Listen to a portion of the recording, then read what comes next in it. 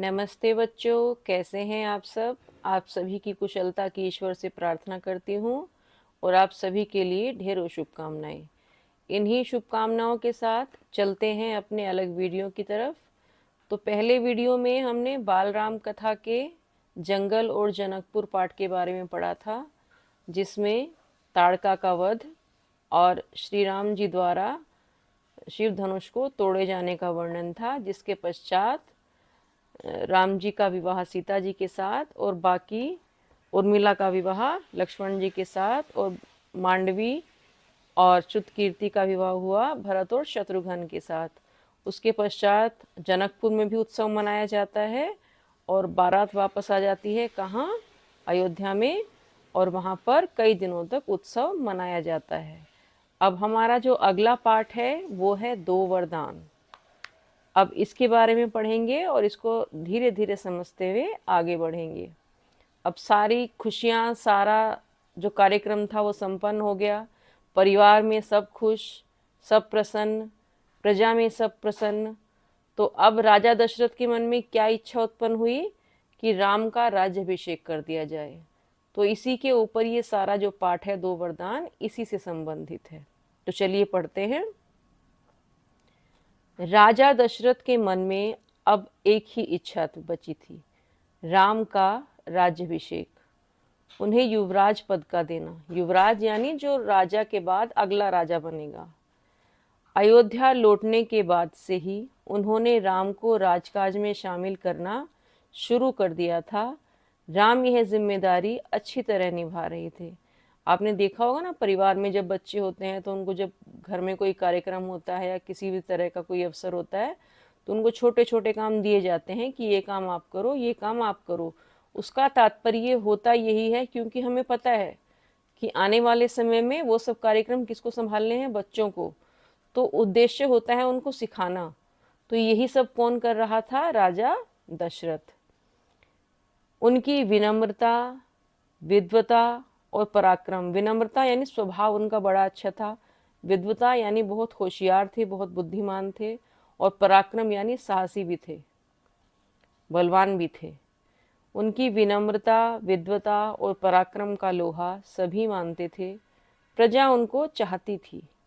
दशरथ के लिए तो वे प्राणों से प्यारे थे। दरबार में राम का सम्मान निरंतर बढ़ रहा था। अब उनके जो कार्य करने का ढंग था, जो कार्य करने की प्रणाली थी, उसको सभी पसंद कर रहे थे और दरबार में राम का सम्मान बढ़ता जा रहा था। राजा दशरथ वृद्ध हो चले थे। मुनि वशिष्ठ से विचार विमर्श के बाद एक दिन उन्होंने दरबार में कहा, मैंने लंबे समय तक राजकाज चलाया, जैसा बन पड़ा, अब मेरे अंग शिथिल हो गए हैं। राजा दशरथ कहते हैं कि अब मैं बूढ़ा हो गया हूँ, मेरे अंग शिथिल हो गए हैं, यानी कि अब मेरा शरीर ठीक प्रकार से कार्य नहीं करता है। मैंने बहुत वर्षों तक राज्य चला लिया, मैं वृद्ध हो चला हूँ। मैं चाहता हूँ कि ये कार्यभार राम को सौंप दूँ। क्या कहते हैं राजा दशरथ कि अब मेरी इच्छा है कि मैं जो राज्य का कार्यभार है राम को सौंप दूँ। अगर आप सब सहमत हों तो राम को युवराज का पद दे दिया जाए। अब ऐसा नहीं है कि केवल अपनी इच्छा सौंप रहे हैं, अपनी इच्छा सब पर थोप रहे हैं, सबसे अनुमति ले रहे हैं कि यदि आप सब लोग तैयार हैं, आप सब लोग सहमत हैं, तो हम इस कार्य को करें। अगर आपकी राय इससे भिन्न है तो मैं उस पर भी विचार करने को तैयार हूँ। और देखिए विनम्रता, देखिए, चाहते तो आदेश दे देते कि मेरे बाद अगला राजा कौन बनेगा, राम, लेकिन नहीं, सबसे पूछ रहे हैं और उनकी सहमति जानने का प्रयास कर रहे हैं। सभा ने तुमुल ध्वनि से राजा दशरथ के प्रस्ताव का स्वीकार किया। तुमुल ध्वनि यानी खुशी से भरी हुई आवाज में राजा दशरथ के प्रस्ताव का स्वागत किया। राम की जय जयकार होने लगी। दशरथ थोड़ी देर तक सुनते रहे संतोष के साथ, यह देखकर कि सब राम के साथ हैं और सब चाहते हैं कि राम ही राजा बने। राजा दशरथ को बड़ा संतोष हुआ, बड़ा सुख प्राप्त हुआ। उन्होंने कहा, शुभ काम में देरी नहीं होनी चाहिए। मेरी इच्छा है कि राम का राज्याभिषेक कल सुबह कर दिया जाए। अब दशरथ को राम का राज्याभिषेक करने की जल्दी थी। उन्होंने कहा कि अब सब जब ठीक है तो कल सुबह ही राम का राज्याभिषेक कर देना चाहिए। यह समाचार पलक झपकते ही पूरे नगर में फैल गया। पलक झपकते ही यानी बहुत कम क्षण में, समय में, बहुत थोड़े समय में। हर जगह बस यही चर्चा थी। राज्याभिषेक की तैयारियां शुरू हो गई। सब राम के राज्याभिषेक को लेकर बड़े प्रसन्न थे और पूरे नगर में और राजमहल में उसकी तैयारियां आरंभ होने लगी। भरत और शत्रुघ्न उस समय अयोध्या में नहीं थे। अब उस समय भरत और शत्रुघ्न अयोध्या में नहीं थे, वो अपने नाना के यहाँ गए हुए थे। वह अपने नाना कैकई राज के यहाँ गए हुए थे। भरत जब भी अयोध्या लौटने की बात करते, नाना उन्हें रोक लेते। भरत को अयोध्या की घटनाओं की सूचना नहीं थी। उन्हें अपने पिता के निर्णय के संबंध में नहीं पता था। यह जानकारी भी नहीं थी कि अगले दिन राम का राज्याभिषेक होने वाला है। कैकई से एक दिन में भरत और शत्रुघ्न का आना संभव नहीं था, इसलिए भरत और शत्रुघ्न को सूचना नहीं दी गई, क्योंकि सारा कार्यक्रम बड़ी जल्दी में तैयार हुआ। राजा दशरथ ने इस संबंध में राम से चर्चा की। कहा कि भरत यहाँ नहीं है, पर मैं चाहता हूँ कि राज्याभिषेक का कार्यक्रम न रोका जाए। उन्होंने राम से कहा, जनता ने तुम्हें अपना राजा चुना है, तुम राजधर्म का पालन करना। कुल की मर्यादा की रक्षा अब तुम्हारे हाथ में। जैसे बच्चा कोई कार्य करने चलता है, हम समझाते हैं ना उसको, ऐसा करना है, वैसा करना है, हर कार्य को अच्छे प्रकार से करना। बाहर जाता है कहीं तो उसको समझाते हैं, कुछ गलती मत करना। तो ठीक उसी तरह राजा दशरथ राम को समझा रहे हैं कि अब मर्यादा की रक्षा तुम्हारे हाथ में है, यानी कुल का सम्मान तुम्हारे हाथ में है। राज्याभिषेक की तैयारियां रानी कैकई की दासी ने भी देखी, मंथरा ने। अब रानी कैकई की दासी कौन है? मंथरा। शुरू में उसे इस चहल पहल का कारण समझ में नहीं आया। उसने कोई अन्य अनुष्ठान समझा। इतनी रौनक, ऐसी सजावट, ऐसा कुछ उसने अन्य अनुष्ठानों में भी नहीं देखा था। उसे अचंभा हुआ। फिर उसने रानी कौशल्या की दासी से पूछा। उसे तब पता चला कि कल राम का राज्याभिषेक होने वाला है, यह उत्सव उसी के लिए है। अब मंथरा थोड़ी, कहते हैं ना कि कुटिल स्वभाव की थी। कैकई की दासी थी, उनके मायके से ही उनके साथ आई थी, लेकिन स्वभाव थोड़ा कुटिल था। परिवार को एक साथ लेकर चलना नहीं जानती थी। मंथरा जल भुन गई। जैसे ही उसने सुना कि राम का राज्याभिषेक है, उसे क्रोध आ गया। जल भुन गई यानी कि उसे बिल्कुल अच्छा नहीं लगा, बहुत बुरा लगा सुनकर। राम का राज्याभिषेक उसे षड्यंत्र लगा। अब उसे क्या लगा कि भरत और शत्रुघ्न यहाँ नहीं है, इसलिए चुपचाप उनके ना रहते ही राम को राजा बना दिया जाएगा। कैकई के विरुद्ध। वह कैकई की दासी थी बचपन से। कैकई का हित उसके लिए सर्वोपरि था। मंथरा उसे अपना हित मानती थी। वह कैकई की मुँह लगी थी। रानी कैकई भी उसे बहुत मानती थी, यानी बचपन से उसके साथ रही थी। मंथरा जो थी रानी कैकई के साथ बचपन से रही थी, तो कैकई की किसी भी बात को वो बड़े आराम से कैकई के सामने कह देती थी और कैकई भी उसकी बात को सुन लेती थी। क्रोध से आग बबूला मंथरा रनिवास की ओर भागी, सीधे कैकई के कक्ष में।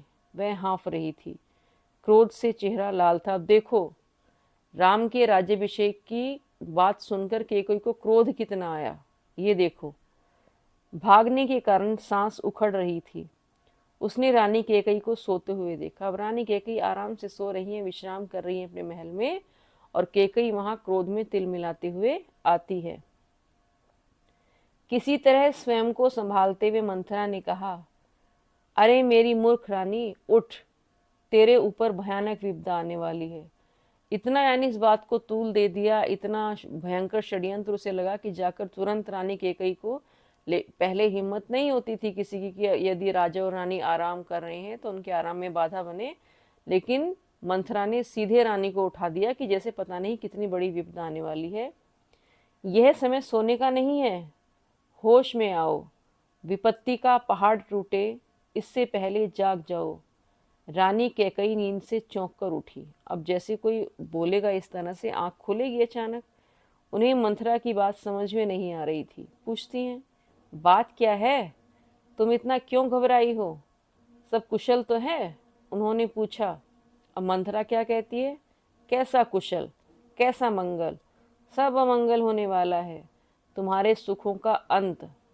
महाराज दशरथ ने कल राम का राज्याभिषेक करने का निर्णय लिया है। अब राम युवराज होंगे। अब कैकई को मंथरा क्या समझाना चाहती है कि यदि राम युवराज हो गए, राम राजा हो गए, तो कौशल्या राजमाता बनेंगी और वो तुम्हें दासी की तरह रखेंगी। अभी तो तुम इतने आराम से रह रही हो क्योंकि दशरथ राजा हैं, लेकिन राम के राजा होते ही तुम्हारा जो प्रभुत्व है, तुम्हारा जो सम्मान है, वो कम हो जाएगा। इस बात को किसी तरह मंथरा कैकई के दिमाग में बैठाना चाहती है। अब कैकई क्या कहती है? यह तो बहुत शुभ समाचार है। कैकई ने प्रसन्नता से अपने गले का हार उतारकर मंथरा को दे दिया। कैकई सुनकर बड़ी प्रसन्न हुई। मैं बहुत प्रसन्न हूँ। राम युवराज पद के लिए हर तरह से योग्य है। अब मंथरा क्या कहती है? रानी, तुम्हारी बुद्धि फिर गई है, मति मारी गई है। सवाल राम की योग्यता का नहीं है, राजा दशरथ के षड्यंत्र का है, तुम्हारे अधिकार छीनने का है। मंथरा ने हार दूर फेंकते हुए कहा, यह षड्यंत्र नहीं तो और क्या है? कल सुबह राज्याभिषेक है, भरत को जानबूझकर ननिहाल भेज दिया, समारोह के लिए बुलाया तक नहीं। अब मंथरा कैसे रानी कैकई के मस्तिष्क में जहर घोल रही है कि देखो ये षड्यंत्र पहले से चल रहा है। भरत को पहले ही ननिहाल भेज दिया गया ताकि वो किसी प्रकार का कोई अवरोध उत्पन्न ना कर सके, और यहाँ तक देखो कि उसको उत्सव के लिए भी नहीं बुलाया, चुपचाप राम का राज्याभिषेक किया जा रहा है। कैकई का स्वर उग्र हो गया। उन्होंने, उग्र माने तेज हो गया, गुस्से से तेज होना। उन्होंने मंथरा को डांटते हुए कहा, राम के प्रति मेरा अगाध स्नेह है, यानी मैं राम से बहुत प्यार करती हूँ, वह मुझे माँ के समान मानते हैं। तुझे इसमें षड्यंत्र दिखाई देता है? इसमें षड्यंत्र नहीं है। राम के बाद भरत ही राजा बनेंगे। राज सर्वदा ज्येष्ठ पुत्र को ही मिलता है। मंथरा पर इस फटकार का कोई प्रभाव नहीं हुआ। उसके लिए यह दशरथ का षड्यंत्र था। वह रानी कैकई के पलंग पर बैठ गई, उसके बहुत निकट। कैकई के चेहरे की ओर देखते हुए उसने कहा, तुम बहुत भोली हो, नादान हो। अब वो कैकई के मस्तिष्क में कोई बात नहीं है, उनके दिमाग में कोई बात नहीं है, किसी तरह की कोई वैर भाव नहीं है, कोई क्रोध नहीं, लेकिन मंथरा लगातार उनके दिमाग में विष फूंकती जा रही है। तुम्हें आसन्न संकट नहीं दिखता? आसन्न माने जो आने वाला है, समीप है। दुख की जगह प्रसन्नता होती है। इस बुद्धि पर किसी को भी तरस आएगा। समझो रानी, राम राजा बने तो तुम कौशल्या की दासी बन जाओगी, भरत राम के दास हो जाएंगे, वह राजा नहीं बनेंगे। राम के बाद अगला राम का पुत्र राजा होगा। अनर्थ को अर्थ समझने की मूर्खता मत करो रानी। राम को राज मिला तो वे भरत को देश निकाला दे देंगे, वे भरत को दंड देंगे। इस तिरस्कार से भरत की रक्षा करो रानी। कोई ऐसा उपाय करो कि राजगद्दी भरत को मिले और राम को जंगल भेज दिया जाए। अब जब इतना बोला कि ऐसा होगा वैसा होगा, होता है ना कि जब आदमी कोई 10 बातें बोलता है तो एक तो दिमाग में बैठने लगती है, कहीं का अज्ञात भय समाने लगता है कि शायद ऐसा हो। कैकई पर मंथरा की बातों का असर होने लगा। अब धीरे धीरे कैकई को लगने लगा कि हाँ, शायद वास्तव में ऐसा है। उसका सिर चकरा गया। वह पलंग से उठी तो पांव सीधे नहीं पड़े, आंखों में आंसू थे, मन भारी हो गया। प्रसन्नता की जगह अव्यक्त क्रोध ने ले ली। मंथरा के तर्कों में उन्हें सच्चाई दिखने लगी। तुम ही बताओ, मैं क्या करूं? कैकई ने आंसू पोंछते हुए मंथरा से कहा।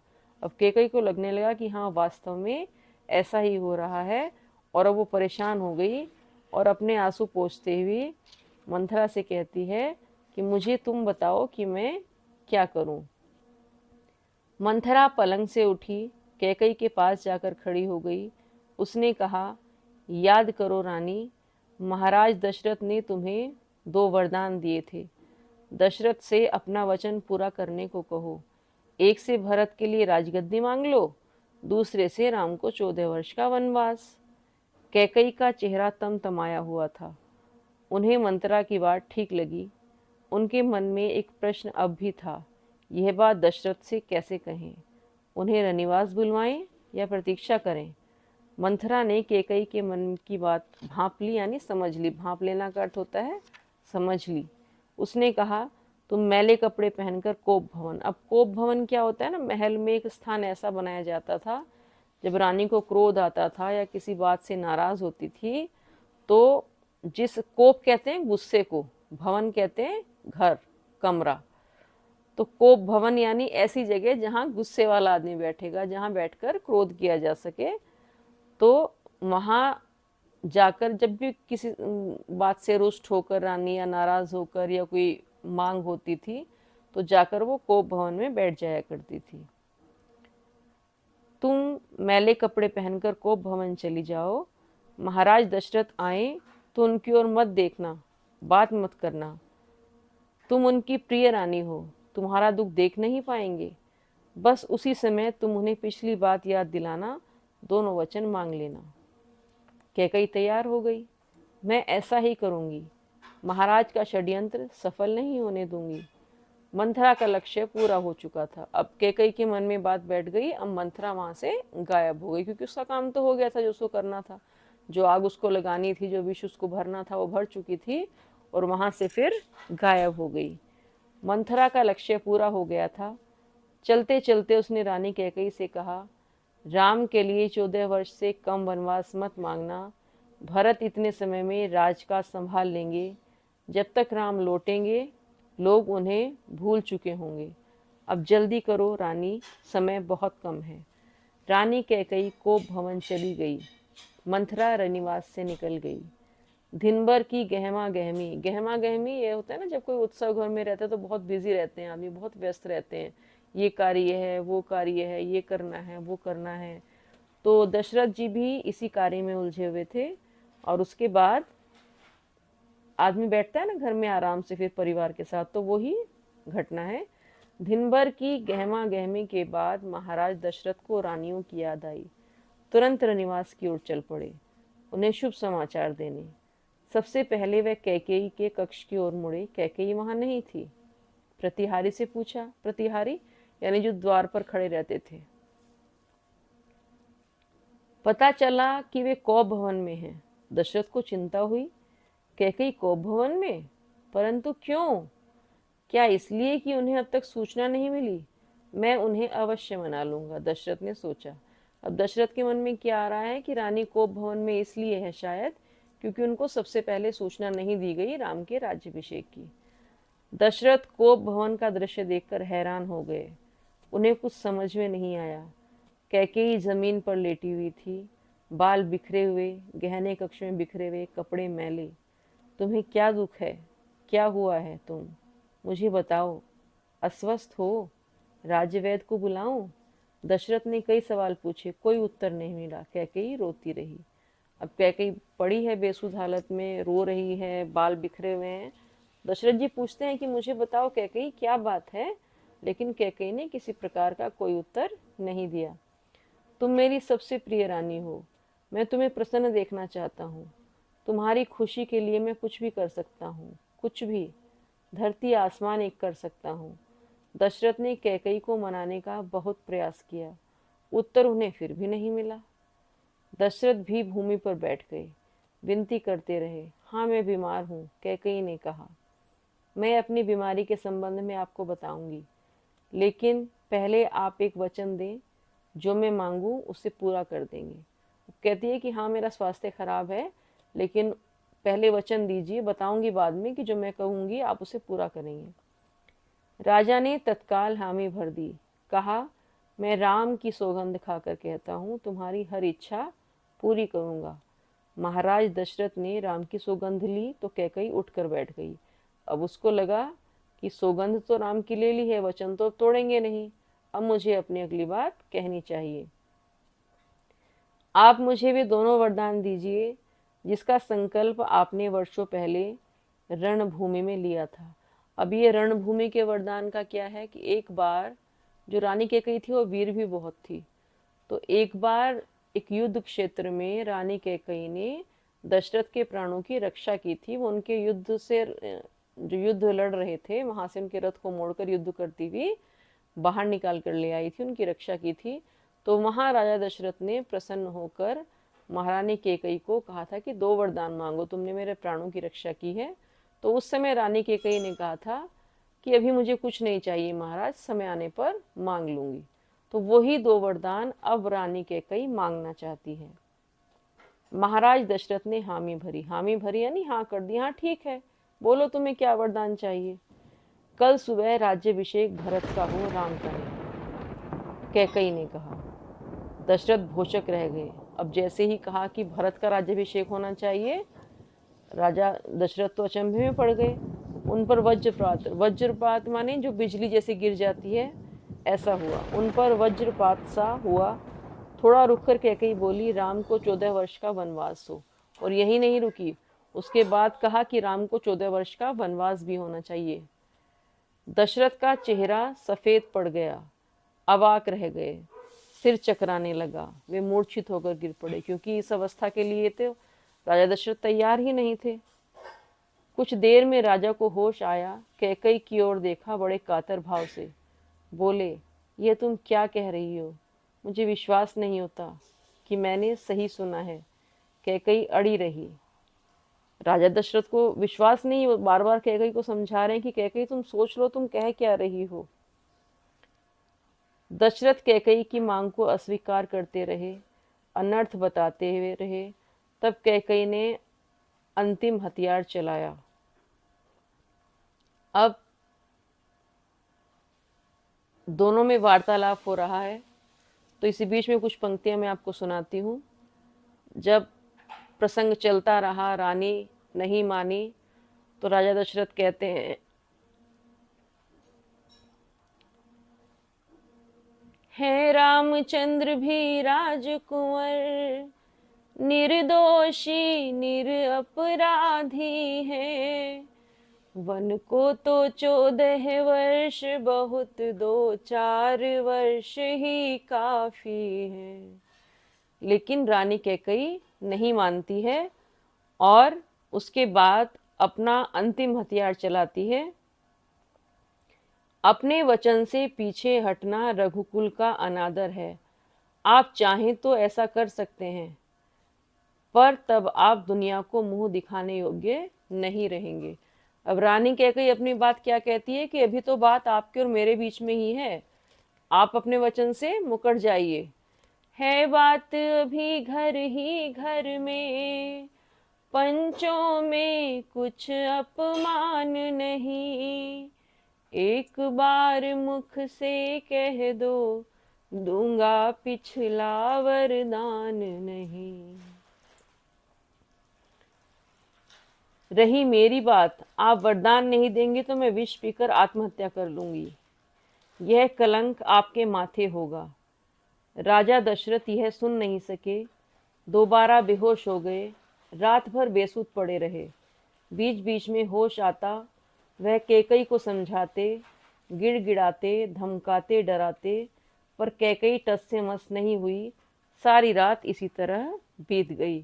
तो ये जो पाठ था हमारा, इसमें राम के राज्याभिषेक की तैयारियां, मंथरा द्वारा कैकई को समझाना या भड़काना, उसके बाद कैकई और दशरथ का प्रसंग, ये सब इस पाठ में हमने पढ़ा है। तो इसमें प्रश्न किस तरह के आ सकते हैं कि राजा दशरथ के मन में क्या इच्छा थी। तो राजा दशरथ के मन में इच्छा थी कि राम का राज्याभिषेक हो जाए। अब दूसरा प्रश्न इसमें आ सकता है कि मंथरा ने जब राम के राज्याभिषेक की तैयारियां देखी तो उसकी क्या अवस्था थी। तो जब मंथरा ने राम के राज्याभिषेक की तैयारियां देखी तो वो क्रोध में भरी हुई थी, उसका चेहरा लाल हो गया था। उसे ये सब महाराज दशरथ का षड्यंत्र दिखाई दे रहा था। उसके बाद अगला प्रश्न आ सकता है कि मंथरा ने कैकई से क्या कहा। तो इसके उत्तर में आप लिख सकते हैं कि मंथरा ने कैकई से कहा कि ये सब महाराज का षड्यंत्र है। यदि राम राजा बन गए तो तुम कैकई कौशल्या की दासी बन जाओगी और तुम्हारा पुत्र भरत राम का दास बन जाएगा। अब इसमें अगला प्रश्न आ सकता है कि कैकई क्रोधित होकर कहाँ पहुंची। तो इसका उत्तर है कैकई क्रोधित होकर कोप भवन में पहुंची। तो इसमें अगला प्रश्न आ सकता है कि कैकई ने दो वरदान कौन से मांगे। तो कैकई ने पहले वरदान में भरत का राज्याभिषेक और दूसरे वरदान में राम को 14 वर्ष का वनवास। अब इसमें अगला प्रश्न आ सकता है कि कैकई के वरदान मांगने के पश्चात दशरथ जी की क्या अवस्था हुई।